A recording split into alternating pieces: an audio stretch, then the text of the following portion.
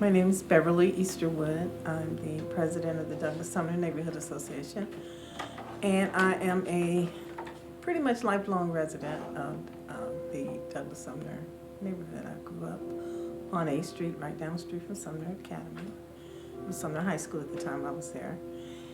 And I went away to school, but I have come back since then, and I am living in the neighborhood.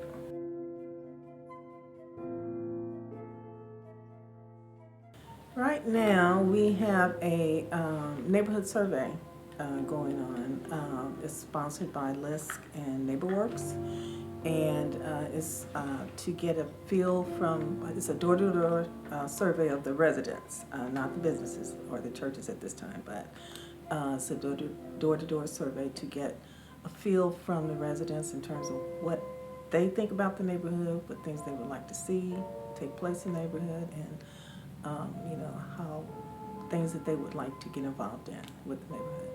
We are nearing completion of a new house at 7th and Everett. This is the 6th new house within the last couple of years in the area. It should be closing on December the 2nd. And we have a total of 8 new houses in the neighborhood that have been built with funds partially from LISC and then partially from the governor of the state of Kansas.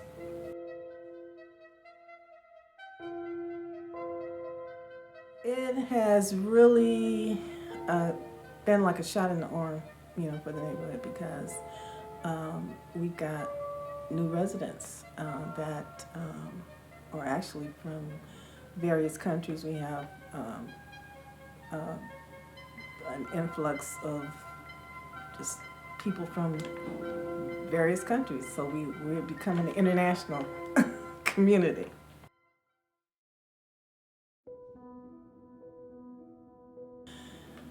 Okay, Douglass-Sumner, our boundaries are 7th Street to 10th Street and Washington to Parallel. We have residents, we have 9 churches, and our major anchors are Douglass Elementary School and Sumner Academy. So it's not just the residents, it's people that are involved with the churches, people that are involved with the schools. So we have a lot of potential forces within our boundaries. A lot of the people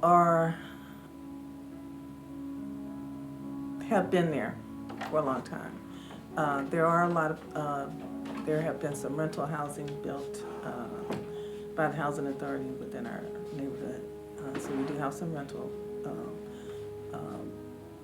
renters in the neighborhood, but the homeowners are pretty much have been there for a long time.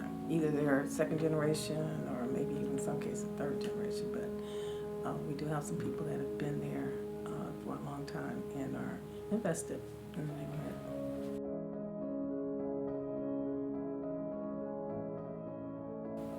Over the years, a lot of people have moved out for various reasons. Either the age, no longer could maintain their household,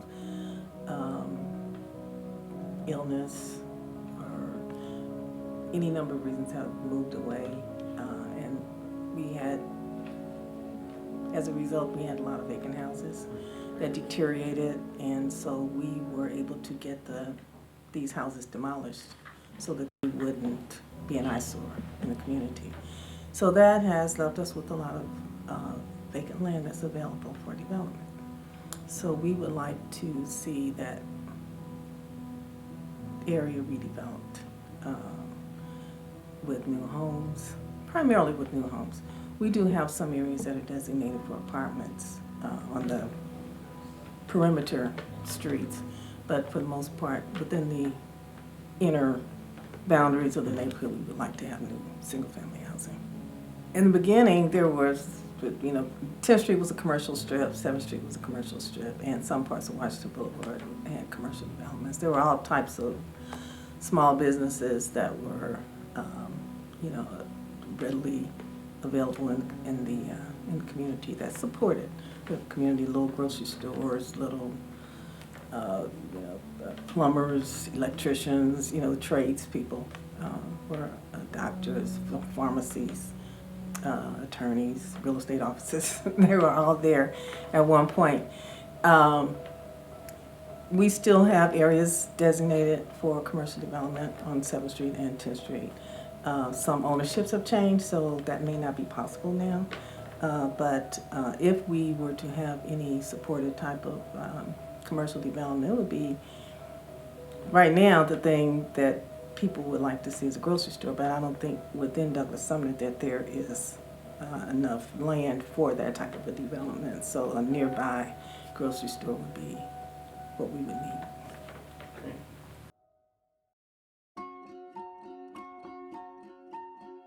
Well, we're proud that we were able to get people to come together during a charrette that was financed by LISC, and it was a several day long planning process where people from the city, from churches, residents, schools, all types of people were asked to come and be involved in this process, which was to set out a plan and a goal for future development within the neighborhood. And that resulted in a quality of life plan that we're trying very hard to make sure that everybody continues to follow as we go forward. Some of the other things we've done are annual neighborhood cleanup that we get lots of volunteers, to help us with. And this year, for the first time, we had a neighborhood block party.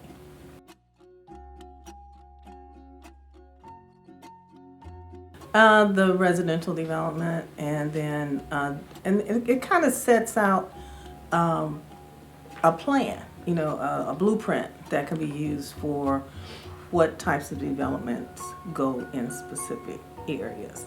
So a lot of times development takes place in kind of a haphazard kind of way.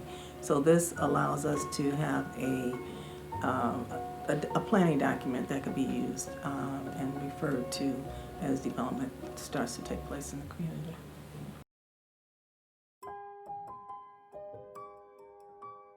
Well, we'll probably be in our 4th or 5th phase of housing, of new housing development.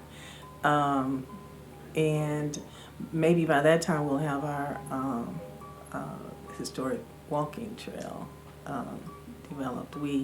That was part of the quality of life plan also, and it was called the DASH program, the Douglass-Sumner Heritage program, where the students from Sumner Academy, they worked with some of the students from Douglass Elementary, and they went out and did interviews with different residents in the community to find out about historical locations within the Douglass-Sumner neighborhood. And so they plotted out a walking trail that we would like to see developed with anchors, and markers at several places within the community, because there are several historic locations within our community.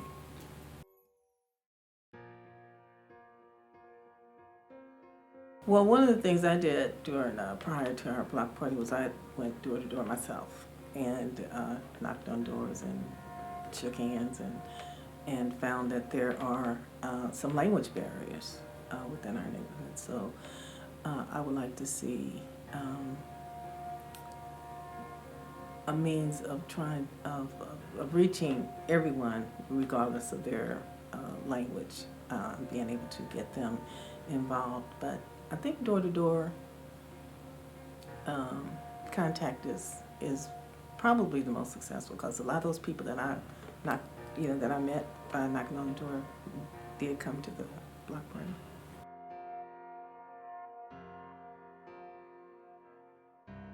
Because there are a lot of students that walk to school, it's a safety issue.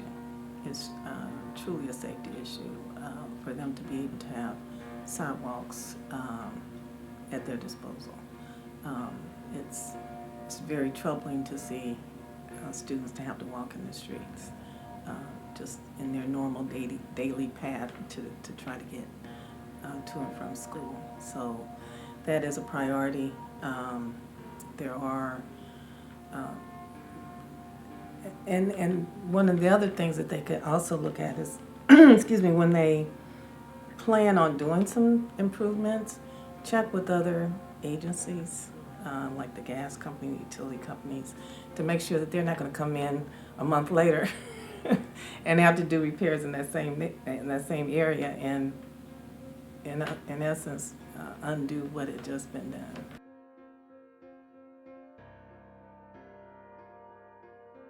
To see people that kind of come out of their shells.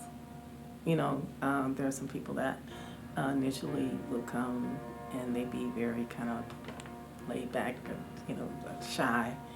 And I've seen some of those people come out of their shells and become more involved, and that's very exciting. I think it's because they know that they're not going to be judged. You know, this is something that we're trying to accomplish together, and that we need everyone in order to be able to make the most impact. So they see that I can do something, you know, just by speaking up or showing up, I can make a difference.